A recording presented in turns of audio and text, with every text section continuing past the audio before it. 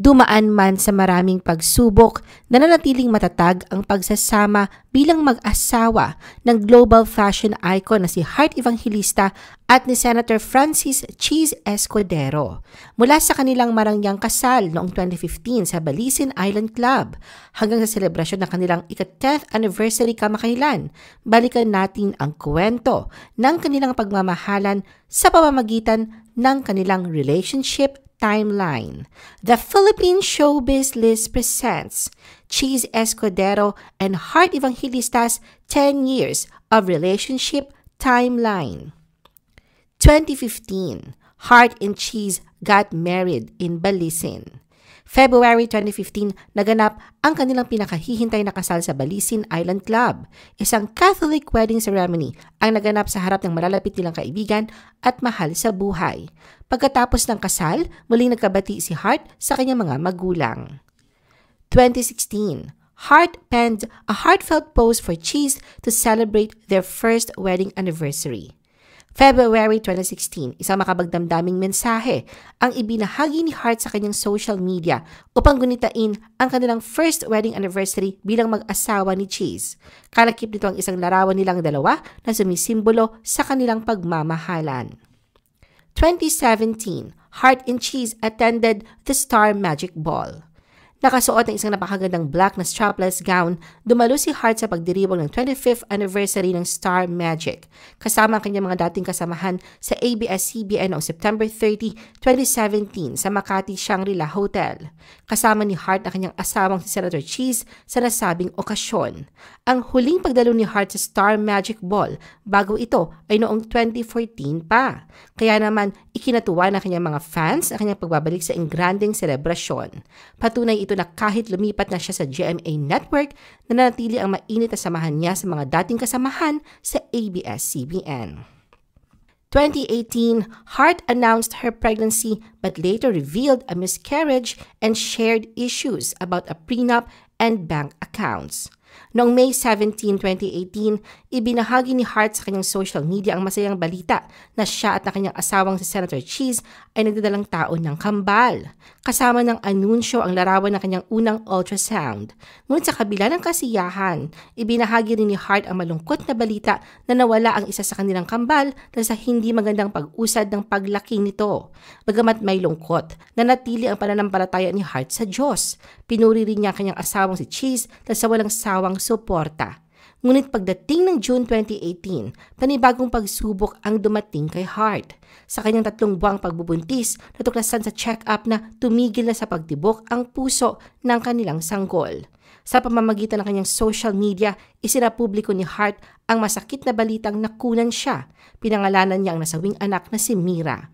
Samantala, noong November 2018, isiniwalat ni Heart at Cheese na mayroon silang prenuptial agreement at magkahiwalay na bank account. Sa isang panayam, sinabi ni Heart na wala silang joint account. Naging usap-usapan din noong October 2018 ang vlog ni Heart na pinamagatang Adulting 101 with Senator Cheese Escudero, kung saan tinalakay nila ang kanilang financial setup bilang mag-asawa. Sa vlog, binanggit ni Cheese ang biro niyang "What's hers is hers, what's mine is also hers" na ikinatuwa ng kanilang mga followers. 2019, Cheese gifted Heart a Bicolano song for their 4th anniversary. Noong February 2019, ginulat ni Cheese ang kanyang asawang si Heart sa pagdiriwang ng kanilang ika-4 na anibersaryo sa pamamagitan ng isang espesyal na regalo, isang awiting Bicolano. Sa post ni Heart sa social media, maririnig ang nasabing awitin. Punong-puno ito ng damdamin na para bang isang klasikong kundiman na sumasalamin sa lalim na pagmamahal ni Cheese para sa kanya. Ramdam na ramdam ang pagmamalasakit at pag-aalaga sa bawat salitang binigkas sa awitin. Lubos na naantig si Heart sa regalong yon. 2020, Heart shared a heartfelt video greeting for Cheese's birthday. Noong October 2020, nag-upload si Heart ng isang nakakaantig na video bilang pagbati sa kaarawan ng kanyang asawang si Cheese. Sa kanyang Instagram account, ibinahagi ni Heart ang video na nilalaman ng mga larawan nila ni Cheese sa paglipas ng mga taon. Kalakip nito ang isang taus-pusong mensahe ng pagbati para sa kanyang minamahal na asawa. Ayon kay Heart, walang hanggan ang kanyang paghanga sa talino, pagiging palabiro at malasakit ni Cheese. Anya, kaya niyang magkwento tungkol sa kung gaano sila kaswerte na kasama si Cheese sa kanilang buhay, ngunit kulang ang oras para doon. Dagdag pa niya, kulang ang mga salita upang ipahayag ang kanyang labis na pasasalamat na si Cheese ang kanyang naging kabiyak.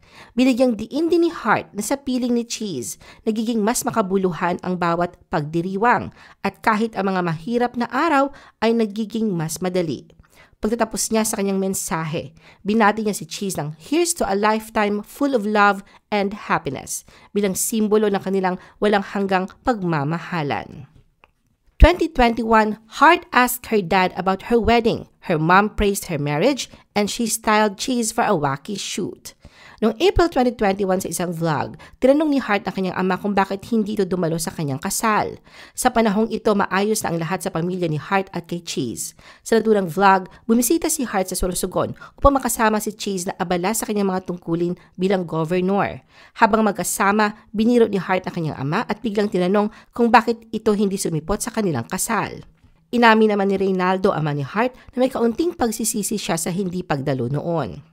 Pagsapit naman ng June 2021, nagbigay ng positibong pahayag ang ina ni Hart na si Cecile tungkol sa pagsasama ng anak niya kay Cheese. Sa vlog ni Hart, makikita ang mother-daughter bonding nila kasama si Camille, ang kapatid ni Hart. Sa video, pinuri ni Cecile ang kasal ni Hart at Cheese, patunay na tuluyan ng naghilom ang sugat sa kanilang pamilya.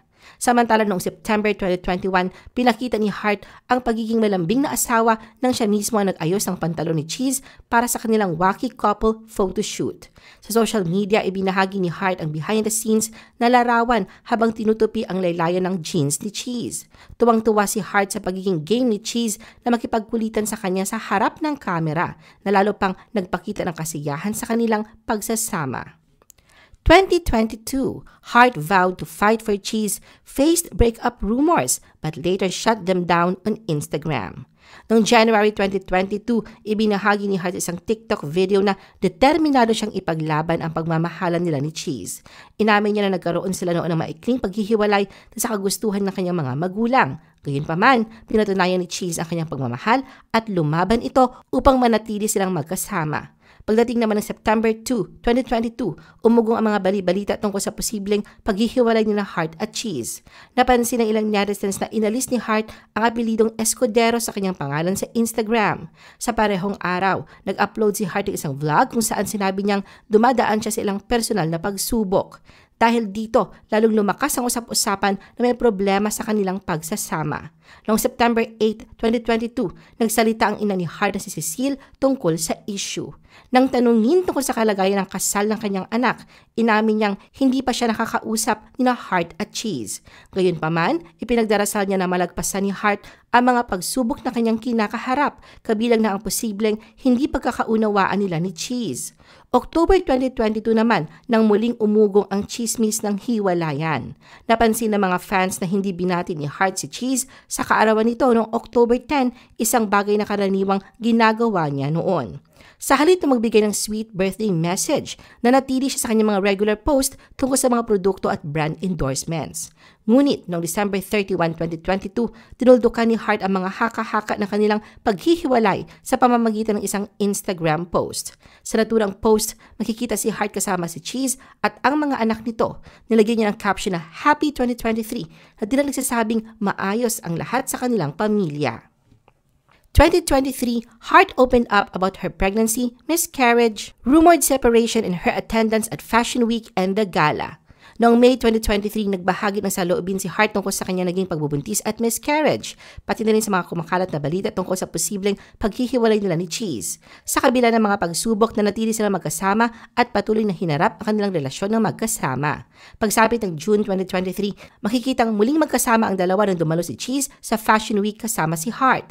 Pinatunayan nito sa publiko na matibay pa rin ang kanilang pagsasama. Noong July 2023, dumalo rin sina Hart at Cheese sa GMA Gala 2023. Noong August 2023, naglabas si Hart at Cheese ng vlog episode na pinamagatang Love, Marriage, Friendship, and How to Deal with Heartbreak sa kanilang Adulting with Cheese and Hart series. Dito bukas loob nilang ibinahagi ang mga pinagdaan nilang pagsubok bilang mag-asawa sa loob ng 8 taon. Sa kabila ng mga pagsubok, inamin ni Cheese na kahit kailan ay hindi sumagi sa isip niyang sumuko sa kanilang pagsasama at sa pagmamahal niya kay Hart. 2024, Heart and Cheese renewed their vows after 9 years of marriage. Noong January 2024, inihayag ni Cheese na balak nilang muling magpalitan ng sumpaan ng kanyang asawang si Heart sa February 2024.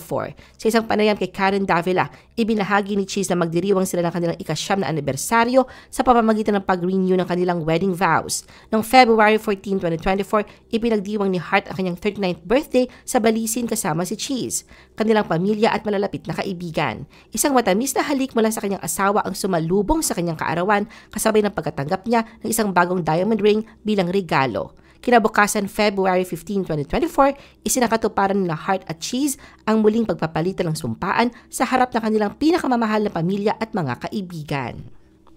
2025, Heart and Cheese mark 10th wedding anniversary. Espesyal ang taong 2025 para kay Heart at sa kanyang asawang si Senator Cheese. Bukod sa pagdiriwang ni Heart ng kanyang 40th birthday noong Valentine's Day, ipinagdiwang din ng mag-asawa ang kanilang 10th anniversary noong February 15, 2025. Sa Instagram, ibinahagi ni Heart ang isang maikling compilation video ng mga espesyal na sandali nila bilang mag-asawa. Mula sa kanilang panahon nagdi-date pa lamang, kasal, hanggang sa mga pang-araw-araw na lambingan, tampok sa video ang mahahalagang alaala nilang magkasama. Kabilang rin sa video sina Kino at Chessy, kambal na anak ni Cheese na itinuturing na mahalagang bahagi ng kanilang pamilya. Ginamit ni Heart bilang background music ang acoustic version ng God Only Knows na lalong nagbigay damdamin sa kanyang mensahe para sa asawa. Sa kabila ng mga pinagdadaanan nilang pagsubok, nananatiling matatag ang pagsasama ni Heart at Cheese. Pinatunayan nila na sa huli, ang tunay na pagmamahalan ay laging nananaig.